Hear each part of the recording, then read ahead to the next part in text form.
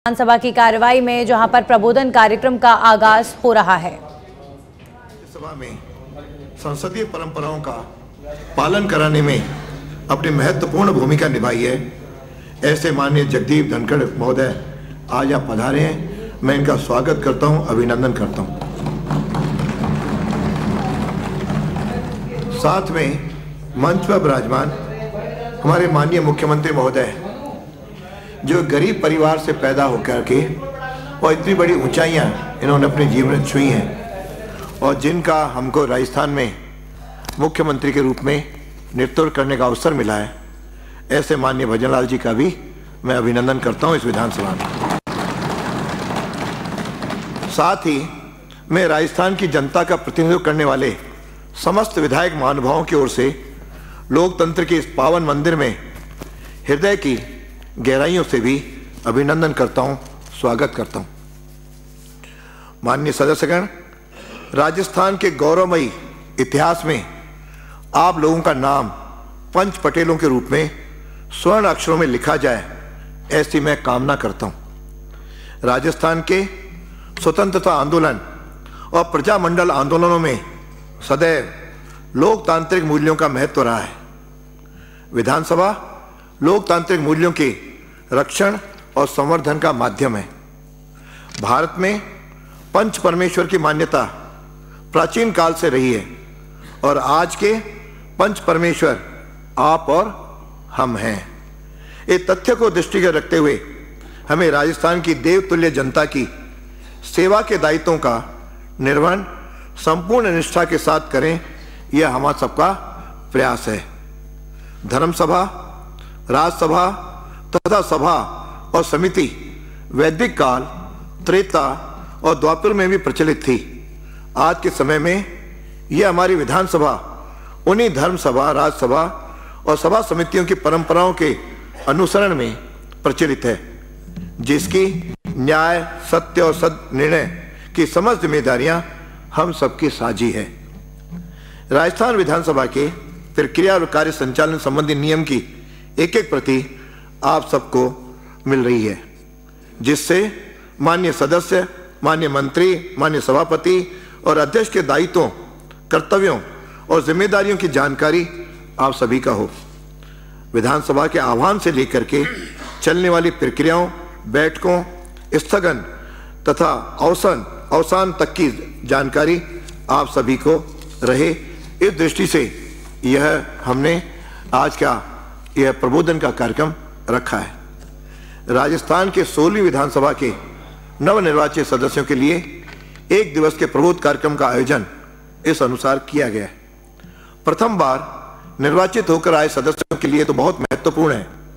इस कार्यक्रम के दौरान विभिन्न विषयों पर व्याख्यान भी आयोजित होंगे, जिनसे सदस्यों की विधानसभा की विशिष्ट प्रक्रिया से वो परिचित हो सकेंगे।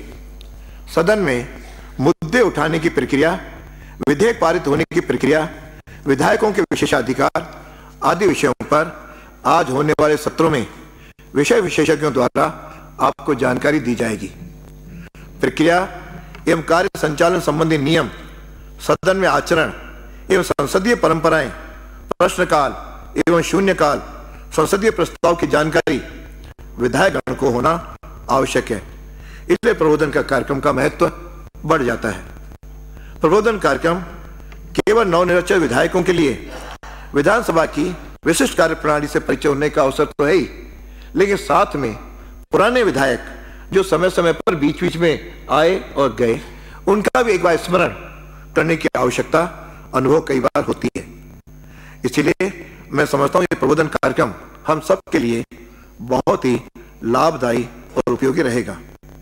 विधानसभा कार्यप्रणाली में पारंगत होने के लिए निरंतर सीखना आवश्यक है। इसके लिए आपको अधिक से अधिक समय सदन में उपस्थित रहना होगा। विधायकगण जितना अधिक समय सदन में देंगे, उतना ही उन्हें सीखने का मौका मिलेगा। वे विधायी कार्यों में निपुणता हासिल कर पाएंगे। सफल विधायक बनने के लिए विधायकगणों को विधानसभा की प्रक्रिया एवं नियमों की जानकारी होना अति आवश्यक है। शालीनता, मर्यादा और श्रेष्ठ परंपराओं को सदन में देखकर विधानसभा की प्रोसीडिंग्स का अध्ययन करके कई बातें सीखी जा सकती हैं। यहाँ हम अपने विधानसभा क्षेत्र की जनता का प्रतिनिधित्व कर रहे हैं, इसलिए हमें जनहित के मुद्दे नियमों के तहत उठाने होंगे। साथ ही सदन में ऐसा आचरण प्रस्तुत करना होगा जिसका संदेश सभी लोगों के मध्य सकारात्मक हो। सदन में जनप्रतिनिधिगण जनहित के विषयों पर विचार विमर्श करते हैं, उस पर निर्णय लिया जाता है। सदन में सदस्यों को सार्थक एवं प्रभावी भागीदारी प्रस्तुत करनी चाहिए। इस विधानसभा में कार्रवाई का YouTube पर सीधा प्रसारण किया जाता है। प्रसारण को आमजन देखते हैं तथा अपने चुने हुए प्रतिनिधि के व्यवहार तथा उनके द्वारा उठाए गए मुद्दों के तरीके का भी वे आंकलन करते हैं। इसलिए मेरा आप सभी से आग्रह और अपेक्षा है कि अपना व्यवहार शालीन रहना चाहिए।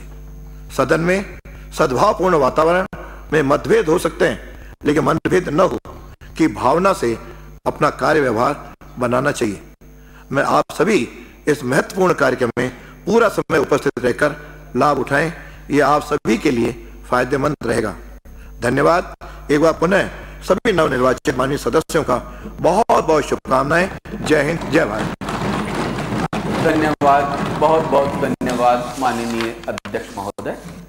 अब माननीय मुख्यमंत्री राजस्थान सरकार श्री भजनलाल जी शर्मा से विनम्र आग्रह, कृपया अपना उद्बोधन हमें प्रदान करें। माननीय मुख्यमंत्री महोदय।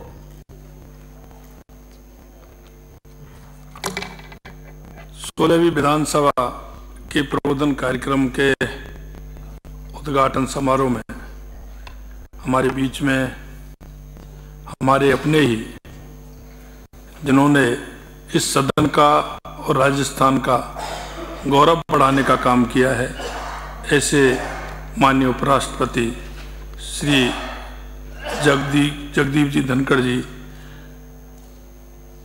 हमारे विधानसभा के अध्यक्ष माननीय वासुदेव जी देवनानी जी, हमारे सभी विधायकगण, उपस्थित महानुभाव, आज माननीय उपराष्ट्रपति जी का 16वीं विधानसभा के लिए आयोजित प्रबोधन कार्यक्रम में स्वागत करता हूं। आपका आभारी है कि इस कार्यक्रम में आपका सानिध्य हमें मिल रहा है। आदरणीय उपराष्ट्रपति जी का राजस्थान से गहरा संबंध है।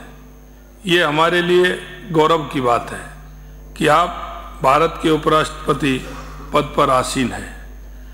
प्रबोधन कार्यक्रम के आयोजन के लिए माननीय विधानसभा अध्यक्ष श्री वासुदेव जी देवनानी जी का साधुवाद देता हूं। मैं इस कार्यक्रम में उपस्थित सम्मानित वक्ताओं का स्वागत करता हूं। राजस्थान विधानसभा में माननीय सदस्यों के लिए प्रबोधन कार्यक्रम समय समय पर आयोजित किए जाते रहे हैं। नवी राजस्थान विधानसभा में 22 से 25 अगस्त 1991 को तत्कालीन माननीय अध्यक्ष श्री हरिशंकर जी भावड़ा ने माननीय सदस्यों हेतु प्रबोधन कार्यक्रम का आयोजन किया था। इसमें पूर्व प्रधानमंत्री स्वर्गीय अटल बिहारी वाजपेयी जी के विचारों का लाभ इस सदन के सदस्यों को प्राप्त हुआ था। गत विधानसभा में तत्कालीन माननीय अध्यक्ष डॉक्टर सीपी जोशी जी ने जुलाई 2019 में प्रबोधन कार्यक्रम का आयोजन किया था। इस कार्यक्रम में भी कई गणमान्य अतिथियों ने सदस्यों के साथ अपने अनुभव साझा किए थे। इस कार्यक्रम में भी हम संसदीय पद्धति, प्रक्रिया, कार्य संचालन के नियम, अभिसमय, शिष्टाचार और परंपराओं से जुड़े विभिन्न आयामों पर सम्मानित वक्ताओं के विचार और अनुभवों से लाभान्वित होंगे। इसके जरिए हमें लोकतांत्रिक ढांचे में विधानमंडलों की संवैधानिक भूमिका और स्थिति की बेहतर समझ विकसित करने का मौका मिलेगा। विधानमंडल हमारी लोकतांत्रिक प्रणाली के पावन स्थल है। ये महान संस्थाएं हमारे विभिन्न हितों के बीच सामंजस्य और समन्वय स्थापित करती है। हमने बीते वर्षों में संसदीय कार्यों के सुचारू संचालन के लिए संसदीय पद्धतियों और प्रक्रियाएं भी विकसित की है। संसदीय पद्धति और प्रक्रियाओं के तहत कोई भी सदस्य लोक महत्व के मुद्दों को प्रभावी ढंग से उठा सकता है, जनता की शिकायतों को प्रस्तुत कर सकता है, उनके समाधान की मांग कर सकता है और सरकार के नीति निर्धारण पर सार्थक प्रभाव डाल सकता है।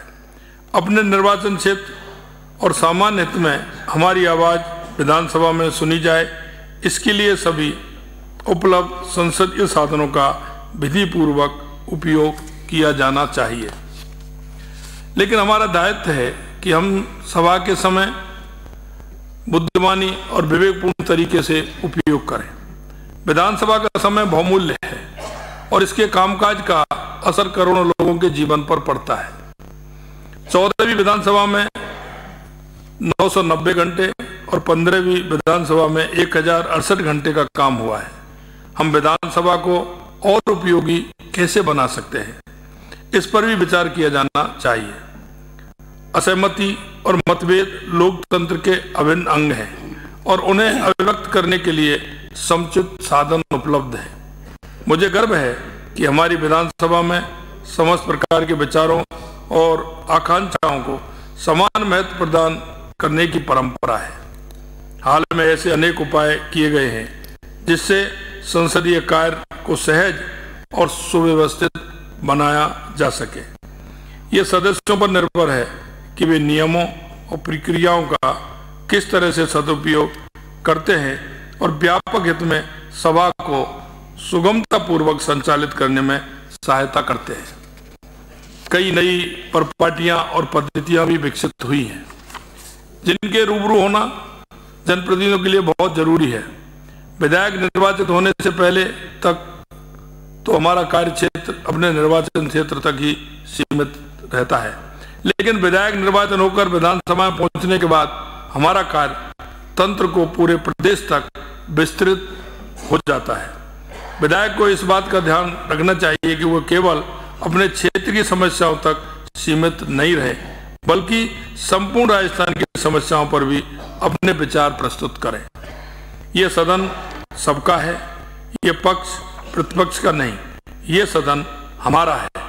ये सदन एक ऐसा मंच है जहाँ जनता की अपेक्षाओं को प्रभावी ढंग से उठाकर अपनी भूमिका अदा कर सकते हैं। आज के इस प्रबोधन कार्यक्रम से हमें कई नई बातें सीखने को मिलेंगी जिन्हें हम अपनाकर विधायक के रूप में अपने कर्तव्यों का निर्वहन करेंगे। अंत में मैं आप सभी का बहुत बहुत स्वागत और अभिनंदन करता हूं। मकर संक्रांति की आपको बहुत बहुत शुभकामनाएं देता हूं। नमस्कार। धन्यवाद माननीय मुख्यमंत्री महोदय, बहुत बहुत आभार। हम अभिभूत हैं, हर्षित हैं कि हमारे प्रदेश के गौरव माननीय उपराष्ट्रपति भारत गणराज्य श्री जगदीप धनखड़ जी प्रबोधन कार्यक्रम के उद्घाटन समारोह में हमें अपना सानिध्य प्रदान कर रहे हैं। बहुआयामी व्यक्तित्व के धनी माननीय जगदीप धनखड़ जी प्रख्यात विधिवेता रहे हैं। आप 10वीं राजस्थान विधानसभा के प्रतिष्ठित सदस्य भी रहे हैं। आप 30 जुलाई 2019 से 18 जुलाई 2022 तक पश्चिम बंगाल के राज्यपाल भी रहे हैं। वर्तमान में 22 अगस्त 2022 से आप भारतीय गणराज्य के 14वें उपराष्ट्रपति हैं। आप मुखर अभिव्यक्ति के लिए प्रतिष्ठित हैं।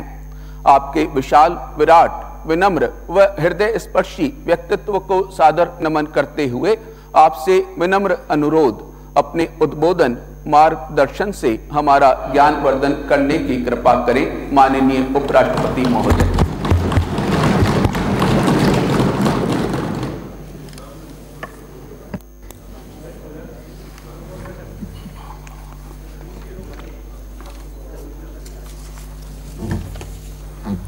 सबसे बड़ी मुश्किल आती तब है जब आप उनके सामने होते हो जो आपको पूरी तरह जानते हैं, और ये संकट मेरे सामने है। अपनों के बीच में बोलना ये मेरा कद नहीं है। मुझे यहाँ बहुत कुछ सीखने को मिला है, तो मेरा वक्तव्य अनौपचारिक रहेगा।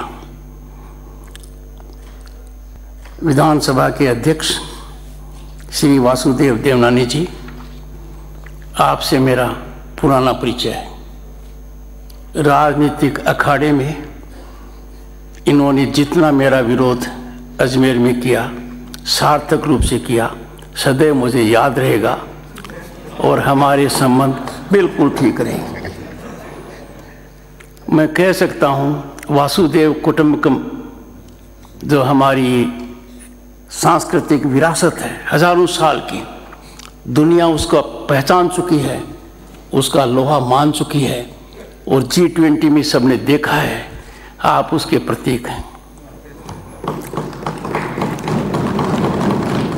मर्यादित होकर कटाक्षपूर्ण तरीके से विरोध करना कोई आपसे सीखे।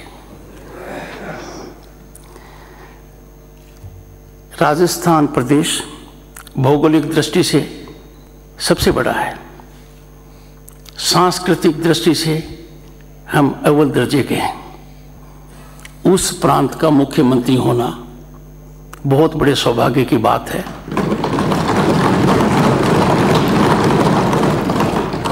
और यह सौभाग्य जिस तरीके से मिला है माननीय भजन लाल जी को, तो अपने सबको एक संकेत मिलता है कि भारत बदल गया है और अब सब कुछ मुमकिन है। कम समय में माननीय भजन लाल जी ने लोकप्रियता हासिल की है। मैं माननीय मुख्यमंत्री जी से कहूँगा, कम समय में हासिल की हुई लोकप्रियता को बढ़ाना और बचाना दोनों आपके ऊपर एक चुनौती है और मुझे कोई शंका नहीं है ये खरे उतरेंगे। राजस्थान का सौभाग्य है कि राजस्थान को 2 उप मुख्यमंत्री मिले हैं। दिया कुमारी जी अपने प्रभाव, अनुभव और जेंडर के हिसाब से बहुत बड़ा योगदान कर पाएंगी और प्रभाव छोड़ेंगे। उप मुख्यमंत्री डॉक्टर प्रेमचंद बैरवा का जीवन मैंने देखा है। मजदूरी करते हुए शिक्षा प्राप्त करना, MA बनना, MPhil की डिग्री प्राप्त करना, PhD की डिग्री प्राप्त करना, LLB करना आसान नहीं है। मैंने खुद रास्ता अपनाया है और मैं जानता हूं कितना कष्टदायी हो सकता है। इनके लिए बहुत बड़ा सुअवसर है।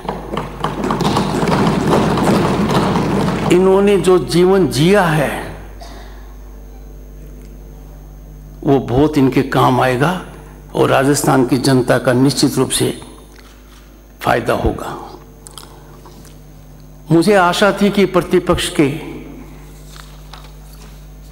बहुत से लोग यहाँ होंगे, उनकी अनुपस्थिति मुझे थोड़ी खल रही है, पर मैं मानकर चलता हूँ कि कोई ऐसा कारण होगा जिसकी वजह से वो आज नहीं आ पाए। पर हर परिस्थिति में पधारो हमारे राजस्थान को हमें कभी नहीं भूलना चाहिए और किसी के लिए नहीं भूलना चाहिए। कोई भी समय हो, कोई भी व्यक्ति हो, थोड़ा सा मैंने महसूस किया है। अगली बात ये कहूँगा कि सूचना न होना आज के दिन कोई नहीं मानेगा। सोशल मीडिया इतना जबरदस्त है। मैं प्रतिपक्ष के हर सदस्य को मेरा प्रणाम करता हूं और ये वो वर्ग है जो विधानसभा के लिए रीढ़ की हड्डी का काम करेगा। उपराष्ट्रपति की वजह से मैं लोकसभा का स्पीकर नहीं हूं, राज्यसभा का हूं, पर राजस्थान का परम सौभाग्य है कि ओम बिरला जी वहां हैं। हम दोनों में विचार मंथन होता रहता है। उनसे मैंने ज्ञान प्राप्त किया और एक ही बात कही, जब कुर्सी पर बैठो तो सबसे पहले बाईं तरफ देखो। मैंने कहा क्यों? उन्होंने कहा भगवान ने शरीर का निर्माण किया है और दिल बाईं तरफ होता है, सत्ता पक्ष दाहिनी तरफ होता है। मैंने सदैव इसका पालन किया है। जब थोड़ी सी बात कही गई तो मैं ये कह दूं कि सदन में हल्का फुल्का आचरण होना चाहिए, मजाक होनी चाहिए, हास्य होना चाहिए, सटायर होना चाहिए, इंटेलेक्ट होना चाहिए। जब ये बात मैंने राज्यसभा में कही तो माननीय खड़गे जी ने कहा, मोहब्बत हमसे और शादी उनसे, ये खड़गे जी ने कहा। जब दोबारा मैंने खड़गे जी को कहा कि आप तो मेरे दिल में हो, उन्होंने कहा कैसा विरोधाभास है, आप सदैव कहते रहते हो कि आपके दिल में तो डॉक्टर सुदेश धनखड़ है, तो हम कहां रह सकते हैं।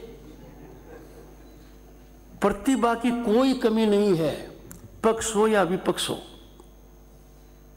दोनों तरफ पूर्व मुख्यमंत्री होंगे, अनुभवी नेता होंगे, पर सदन एक परिवार की तरह चलेगा तो राज्य का बहुत बड़ा भला होगा। सत्ता पक्ष को हमेशा यह ध्यान रखना पड़ेगा कि सामने वाला विरोधी नहीं है, सामने वाला जो बात कहता है वो जनहित की है। और ऐसा संकेत मुझे माननीय मुख्यमंत्री जी के भाषण में अभी मिला है।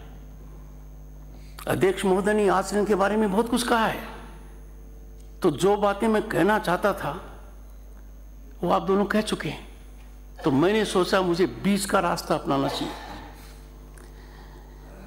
मैं जहां भी जाता हूं खास तौर से एक बात का ध्यान रखता हूं कि कोई राज्यसभा का सदस्य हो तो उसको नजरअंदाज नहीं करना चाहिए, वरना मुझे काफी पीड़ा का सामना पड़ सकता है। घनश्याम तिवारी जी आपके अनुभवी सदस्य रह चुके हैं, मंत्री रह चुके हैं और कम समय में राज्यसभा में बहुत बड़ी छाप छोड़ी है। उनकी उपस्थिति को लोकसभा से डॉक्टर सतपाल सिंह जी के उद्बोधन का आपको फायदा मिलेगा। चूरू के सांसद श्री राहुल कुशवाहा जी भी यहां उपस्थित हैं। I recognise his presence also. पर जब मैं दोनों तरफ देखता हूं और जब आंख मिलाता हूं, सीधा हम साथ थे, हम साथ साथ हैं। मेरा आशय भाटी जी से भी है। जब इधर देखता हूं तो डॉक्टर किरोड़ी मीना जी कुछ समय पहले हमारे सदस्य थे राज्यसभा में, मेरे कक्ष में आए, बोले मैं इस्तीफा देना चाहता हूं। मैंने इस्तीफा स्वीकार कर लिया।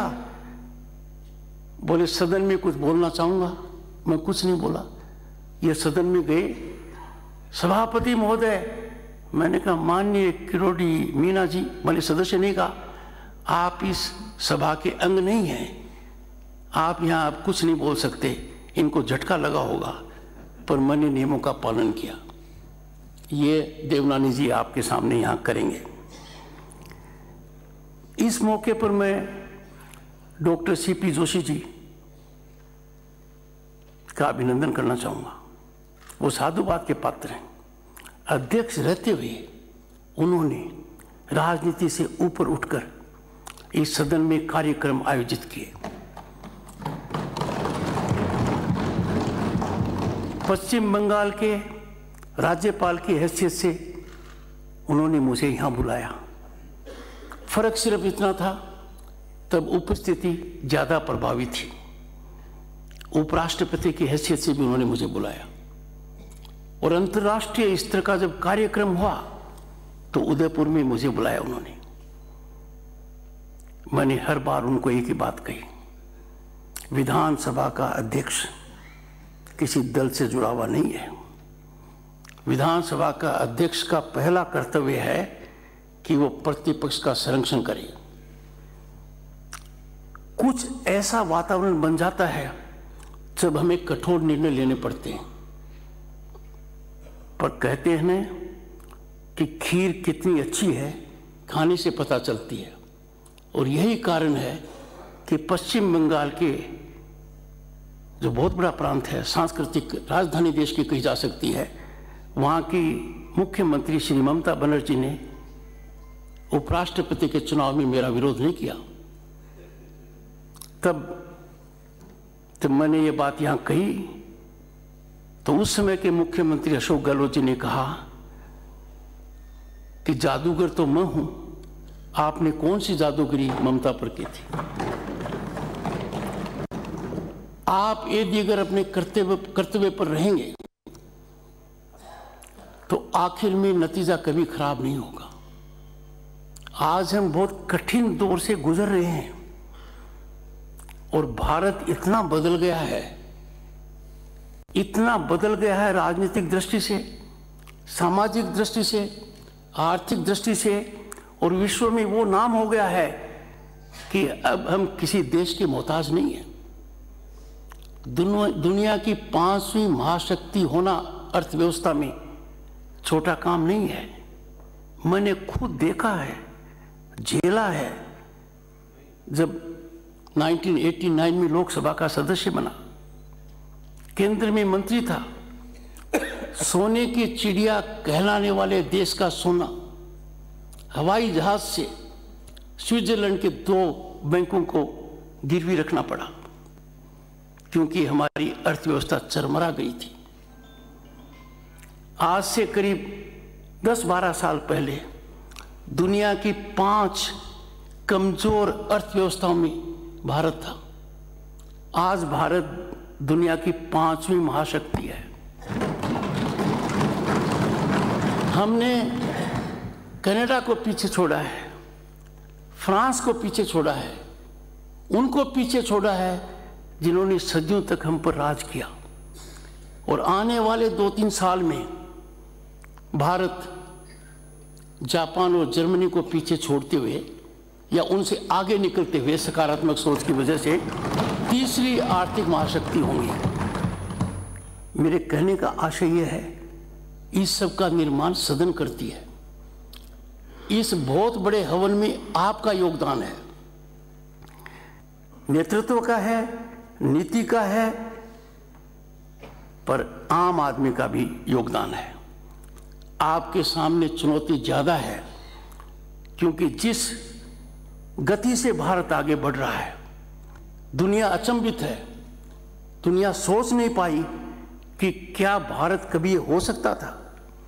हमने जब लोकसभा में थे, केंद्र में मंत्री थे, कभी कल्पना नहीं की, कभी सोचा नहीं कि भारत का इंफ्रास्ट्रक्चर, टेक्नोलॉजिकल डेवलपमेंट, विकास इस स्तर का होगा। ये हर भारतीय के खून और पसीने का नतीजा है, नीतियां और समर्पण की भावना से है। किसी भी विकास की गंगा की शुरुआत विधायिका से होती है। विधायिका का सबसे प्रमुख कर्तव्य है कि विधायिका कार्यपालिका और न्यायपालिका दोनों को सही दृष्टिकोण में रखे। कार्यपालिका को कटघरे में रखने का, कार्यपालिका को सही रास्ता दिखाने के लिए कार्यपालिका नियम के अनुसार काम करे, ये पूरे सदन का कर्तव्य है। ये सिर्फ इस तरफ का नहीं, दोनों तरफ का है। यदि अगर सरकार को आईना दिखाया जाएगा तो सरकार के लिए बहुत लाभकारी होगा। और मेरे कहने का मतलब यह है कि सदन के अंदर जो हम कार्यवाही करते हैं उसका असर प्रांत में नहीं, प्रांत के बाहर भी पड़ता है। सबसे पहले आपको ध्यान रखना चाहिए कि संविधान सभा में कार्यवाही कैसे हुई। करीब 3 साल तक संविधान सभा चली, कई सत्र हुए, उनके सामने बहुत बड़ी चुनौतियां थी, जटिल विषय थे, एक मन बनाना मुश्किल था। उन लोगों ने विवेकपूर्ण तरीके से जो काम किया वो आपका आदर्श होना चाहिए। 3 साल के काल में एक बार भी व्यवधान नहीं हुआ। एक बार भी कोई प्ले कार्ड नहीं दिखा, एक बार भी कोई वेल में नहीं आया और संकेत साफ है, सरकार सत्ता में है पर सदन को चलाना और राज्य को दिशा देना पक्ष और विपक्ष दोनों की जिम्मेवारी है। पक्ष सुझाव दे सकता है, कार्यान्वित कर सकता है, पर प्रतिपक्ष जो सुझाव दे उन पर ज्यादा गहराई से चिंतन किया जाए, ये मेरा मानना है। आज का परिदृश्य चिंता और चिंतन का है। आज बाहर जाकर पता लगा लीजिए, विधायिका का आचरण देखकर लोग हतप्रद हैं, लोग चिंतित हैं। अनुकरणीय आदर्शवादी आचरण जिनका होना चाहिए, उनका आचरण जनता की नजर में कई बार ठीक विपरीत है। प्रभावी बात तभी कही जा सकती है, प्रभावी बात इतिहास में तभी अंकित हो सकती है जब वो सदन के पटल पर कही जाए और इतिहास में जड़ी जाती है। व्यवधान करने की लाइफ, शेल्फ लाइफ अखबार की कल की सुर्खियां हो सकती हैं, एक सप्ताह तक असर डाल सकती हैं, उनका प्रभाव ज्यादा दिन तक नहीं रहता है। पर आप बहुत बड़ा सुअवसर खो देते हो जब सदन चलता नहीं है। सदन न चलने में सबसे ज्यादा प्रसन्नता किसी को यदि होती है तो सरकार को होती है। आप सरकार से प्रश्न नहीं पूछ सकते, सरकार को कटघरे में नहीं रख सकते, और नुकसान भी सरकार का ही होता है क्योंकि सरकार आपकी योग्यता का फायदा नहीं ले पाती है। मेरा हमेशा से मानना रहा है कि भारत की सबसे बड़ी ताकत हमारी डेमोक्रेसी है। भारत को देखिए दुनिया की नजर में, we are home to 1/6 of humanity. हमारी डेमोक्रेसी सबसे पुरानी है, सबसे प्रभावी है। यहां सत्ता परिवर्तन के अंदर कुछ नहीं होता, यह एक तरीका है जो तय कर देता है। अन्य जगह ऐसा नहीं है, दुनिया के विकसित देशों में ऐसा नहीं है। जो देश अपने आप को सबसे ज्यादा विकसित मानता है वहां भी सत्ता परिवर्तन आसानी से नहीं होता है, अपने यहां होता है।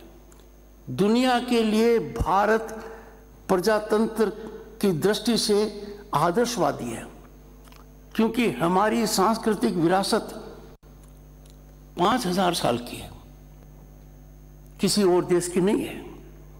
और दूसरी जो हमारी मजबूती है वो हमारी कार्यपालिका है। हमारे अधिकारीगण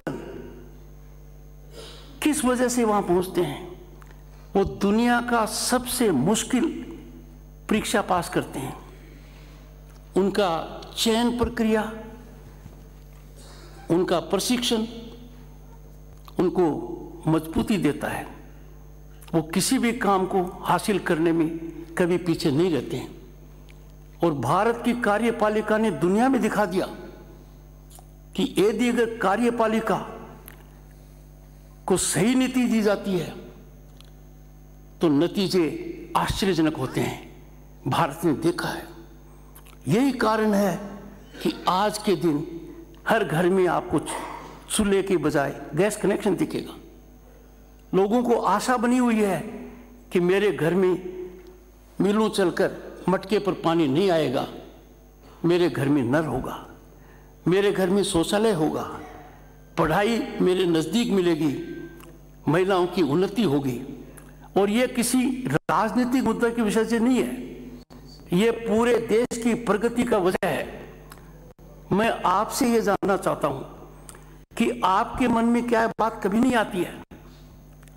हम विकास को राजनीतिक चश्मे से नहीं देख सकते और ये कहना कि किस कालखंड में क्या हुआ है, तो भारत ने आजादी के बाद संकटमय स्थिति के अंदर प्रगति की है। कुछ कालखंड में प्रगति ज्यादा है, कुछ कालखंड में संकट ज्यादा रहा होगा, पर आज का भारत जिस स्तर पर है आप सब पर बहुत बड़ा उत्तरदायित्व है। आपको दिशा देनी पड़ेगी। एक छोटी सी बात ले लीजिए, सोशल मीडिया। किसी भी सदस्य के बारे में सोशल मीडिया में एक ऐसी भ्रांति फैलाई जा सकती है जो एक बड़ी आग का रूप ले लेगी। इस सदन को तय करना है कि इस प्रकार की व्यवस्था का पर अंकुश कैसे लगाएं, सार्थकता से हमारा जीवन चलता रहे, हमारे चरित्र हनन की प्रयास न हो, कैसे रोकें। सदन का मुख्य काम है विधायी निर्माण में योगदान देना। मुझे बड़ी पीड़ा होती है, और विशेषकर पीड़ा मुझे होती है उस वर्ग से जिस वर्ग से मैं आता हूं, वकालत के पेशे से। भारतीय संसद ने हाल ही में अंग्रेजों के कानून को छोड़कर 3 कानूनों का निर्माण किया। राज्यसभा में देश के सर्वश्रेष्ठ अधिवक्ता सांसद हैं, एक ने भी परिचर्चा में भाग नहीं लिया। व्यक्तिगत रूप से मैंने उनको कहा है, ये पीड़ा का विषय है।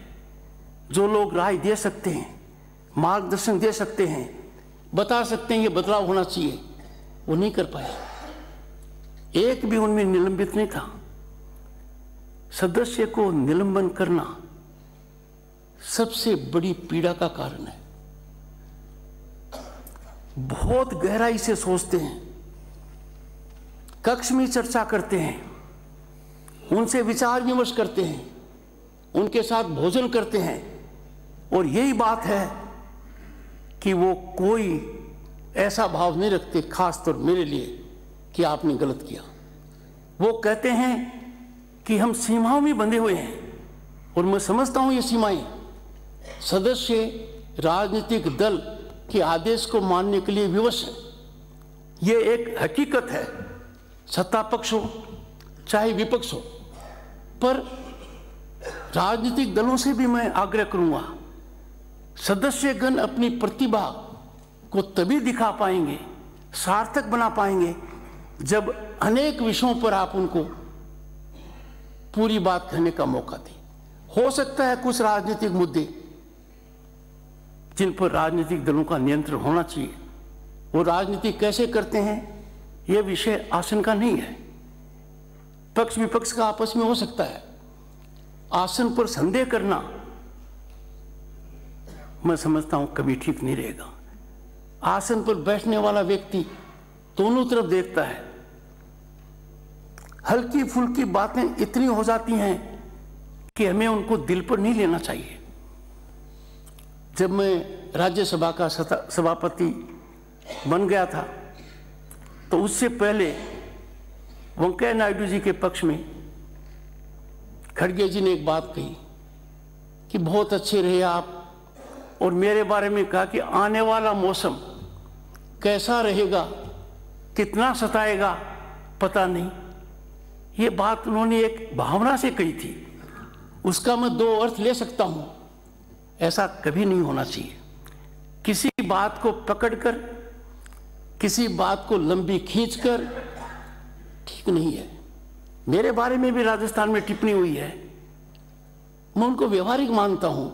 उनकी गांठ बांध लूं और कटाक्ष करूं ठीक नहीं है। पर एक बात अवश्य है कि हर सदस्य का आचरण अनुकरणीय होना चाहिए, मर्यादित होना चाहिए। आपका नाम इतिहास में रचित है। आपके आने वाली पीढ़ियां याद रखेंगी कि अमृत काल में राजस्थान विधानसभा ने जो कार्य किया, जो 2047 में भारत का रूप होगा, उसकी नींव डाली, उसके हम सदस्य थे। आपको बताना पड़ेगा भावी पीढ़ियों को कि हमने विधानसभा के पटल पर, विधानसभा के कक्ष में क्या योगदान दिया, कौन सा ऐसा विचार हमने रखा जो उस समय तो समझ में लोगों के नहीं आया, पर 10 साल बाद में आया। इस सुअवसर को आप कभी मत गंवाइए।